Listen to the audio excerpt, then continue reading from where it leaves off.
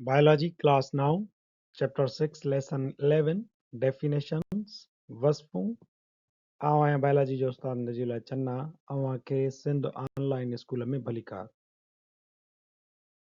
असांजे अॼु के लेक्चर जो मौजू आहे डेफिनेशंस वस्फूं।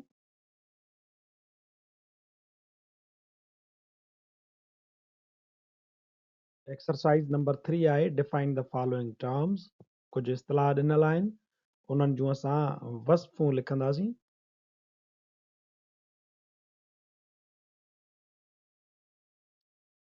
पहिरियों इस्तिलाह आहे substrate. Any substance on which enzyme acts is called a substrate.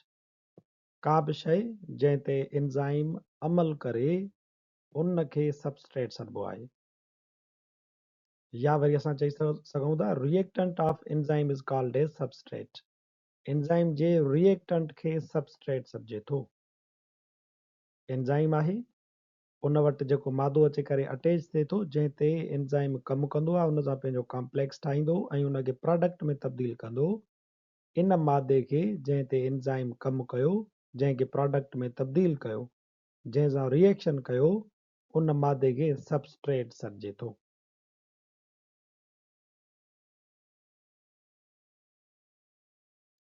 Number ॿियों इस्तिलाह आहे active site. Small portion of enzyme where substrate attaches is called as active site. Enzyme जी उहा नंढड़ी जॻह जिते सबस्ट्रेट अची करे अटैच थींदो आहे, इन जॻह खे एक्टिव साइट सॾिजे थो। पूरो एंजाइम इन कैटालाइटिक रिएक्शन में हिसो न आहे वठंदो, पर उनजो हिकिड़ो मखसूस हिसो, हिकिड़ी नंढड़ी जॻह कैटालाइटिक रिएक्शन लाइ अवेलेबल हूंदी आहे, उन जॻह खे चइबो आहे एक्टिव साइट।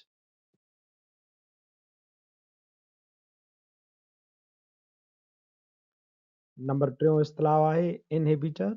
इनहिबिटर लफ़्ज़ इनहिबिट मां वरितल आहे, यानी रोकणु। A substance that decreases the activity of enzyme। उहा शइ, उहो मादो जेको एंजाइम जी सरगर्मी खे रोके या घटाए, उनखे इनहिबिटर सॾिबो आहे। मिसाल जे तौर ते एंजाइम आहे, उन सां सबस्ट्रेट अची करे मिलंदो त एंजाइम सबस्ट्रेट कॉम्प्लेक्स ठहंदो।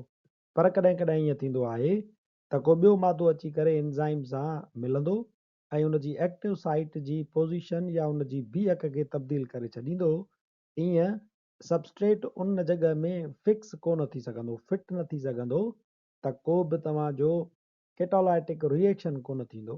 सो अहिड़े सबस्टेंस खे जेको अची करे एंजाइम सां अटैच थिए ऐं उन जी जियोमेट्रीअ खे, उन जी शेप खे तब्दील करे, त उन शइ खे असीं इनहिबिटर सॾियूं था।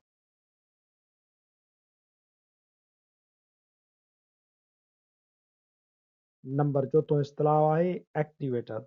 एक्टिवेटर लफ़्ज़ एक्टिवेट मां वरितल आहे, यानी कंहिं शइ खे एक्टिवेट करणु, सरगरम करणु। A substance that increases the activity of enzyme.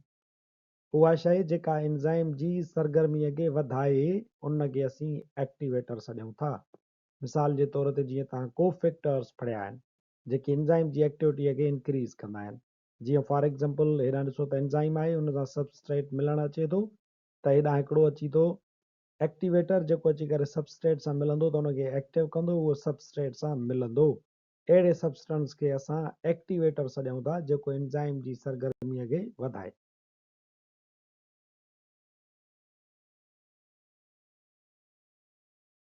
Number 5 इस्तिलाह आहे anabolism. Type of metabolism in which larger molecules are formed and energy is used। Anabolism तामीरी मेटाबॉलिज्म जो क़िस्म आहे। मेटाबॉलिज्म उहो क़िस्म जंहिं दौरान नंढनि मालिक्यूलनि मां वॾा मालिक्यूल तयारु थींदा आहिनि। हिन तब्दीलीअ दौरान तवानाई इस्तेमालु थींदी आहे। मेटाबॉलिज्म आहे, उनजो क़िस्म आहे हिकिड़ो एनाबॉलिज्म। ॾिसो त नंढा मालिक्यूल आहिनि, उन्हनि मंझां एनर्जी खणी करे वॾा मालिक्यूल तयारु कया वञनि था। अहिड़े क़िस्मनि जे मेटाबॉलिज्म वारे कीमियाई अमलनि खे असां एनाबॉलिज्म सॾियूं था।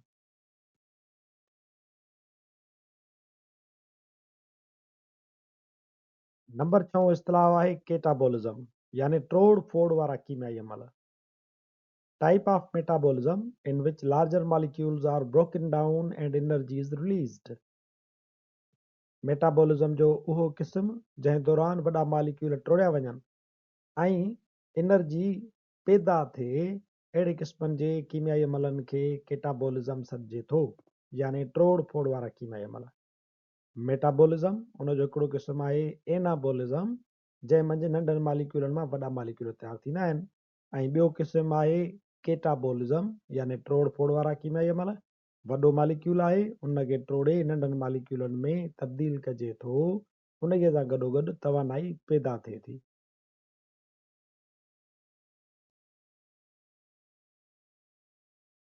नंबर 7 इस्तिलाह आहे एक्टिवेशन एनर्जी, अहिड़ी तवानाई जेका कंहिं शइ खे एक्टिवेट करण जे लाइ, कंहिं शइ खे एक्टिव करण जे लाइ घुर्बल हुजे।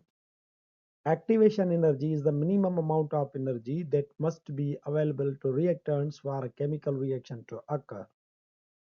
तवानाईअ जो घटि में घटि घुर्बल मिक़दार जंहिंसां कीमियाई अमल शुरू थींदो आहे, उन तवानाई जे मिक़दार खे एक्टिवेशन एनर्जी चइजे थो। मिसाल जे तौर ते ही रिएक्टेंट आहे, इनखे प्रोडक्ट में तब्दील थियण जे लाइ ही बैरियर पार करणो पवंदो। हाणे इहो बैरियर पार करण जे लाइ लाज़मी तौर ते एनर्जी घुर्बल हूंदी, तॾहिं इहो रिएक्टेंट हिनखे पार करे प्रोडक्ट में तब्दील थींदो।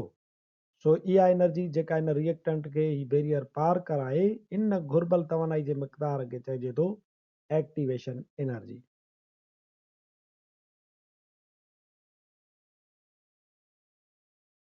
नंबर 8 इस्तिलाह आहे कोफैक्टर।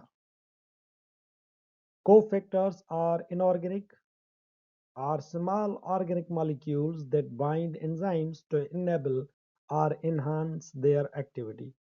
Cofactor को नामियाती या गैर नामियाती मालिक्यूल हूंदो आहे जेको एंजाइम सां गॾिजी उन जी सरगर्मी में मदद कंदो आहे या तेज़ कंदो आहे। एंजाइम आहे, उन वटि सबस्ट्रेट अचनि था, ही कोफैक्टर आहे, अची करे हिन सां अटैच थींदो कोफैक्टर त एंजाइम इन सबस्ट्रेट सां कॉम्प्लेक्स ठाहींदो ऐं पोइ उन सबस्ट्रेट खे प्रोडक्ट में तब्दील करे छॾींदो। सो अहिड़ो इनऑर्गेनिक या ऑर्गेनिक मालिक्यूल जेको कंहिं एंजाइम सां मिले ऐं उन जी एक्टिविटीअ खे वधाए त उनखे असीं कोफैक्टर सॾियूं था।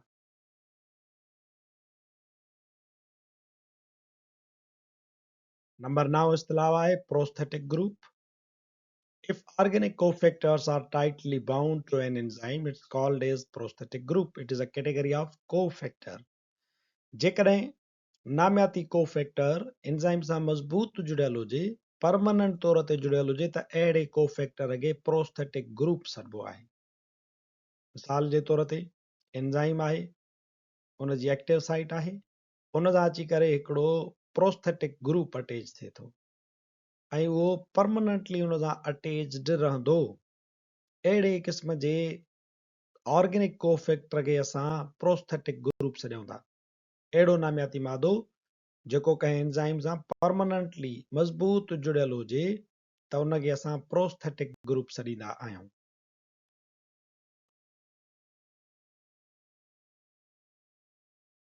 नंबर 9 ऐं आख़िरी इस्तिलाह coenzyme. If organic cofactors are loosely bound to an enzyme, it's called as coenzyme. It is a category of cofactor.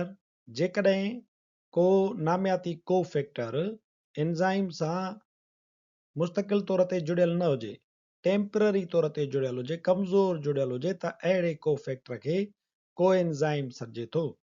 मिसाल जे तौर ते एंजाइम आहे, उन सां अची करे हिकिड़ो कोएंजाइम अची करे ॻंढियो, उनखे कमु करण में मदद कंदो ऐं जीअं ई सबस्ट्रेट प्रोडक्ट में तब्दील थी वेंदो त इहो कोएंजाइम पिणु डिटैच थी वेंदो। सो अहिड़े क़िस्म जे कोफैक्टर्स खे, ऑर्गेनिक कोफैक्टर्स खे जेकी टेम्पररी अची करे एंजाइम सां अटैच थियनि था, त उन्हनि कोफैक्टर्स खे असां कोएंजाइम सॾींदा आहियूं।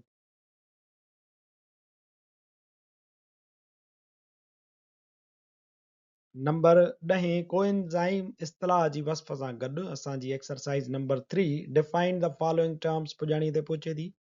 वरी हाज़िर थींदासीं नए लेक्चर सां गॾु, तेसीं ताईं ॾिसंदा रहो सिंध ऑनलाइन स्कूल।